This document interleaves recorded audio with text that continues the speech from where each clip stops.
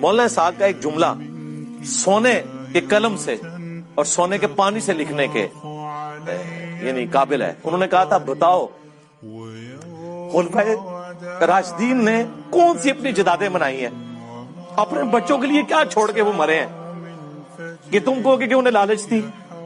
پوری زندگی چٹائی پہ حضرت عمر سوتے رہے مسجد کے اندر, اپنے بچے کو خلیفہ نہیں نامزد کیا, لوگوں نے حالانکہ مشورے دیے ہیں. حضرت ابو بکر نے اپنے بچوں کو خلیفہ نامزد نہیں کیا, پوری زندگی کس برسی میں ایک اسلام کے غالب ہونے تک ساری تکلیفیں لالا سے اٹھائیں. جب اس کا فروٹ کھانے کا وقت آیا ہے اس وقت بھی جنگوں کی مصیبت کاٹ رہے ہیں. بوڑھے وقت میں تو انسان آرام کرتا ہے. 2.25 سال حضرت ابو بکر کی ایک رات بھی سکون سے گزری ہے.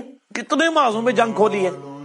منکرین زکات, مسلمہ کذاب, پرشین امپائر. حضرت عمر کی پوری زندگی جنگوں سے عبارت ہے. پھر اپنی اولاد کے لیے کیا چھوڑ کے مرے.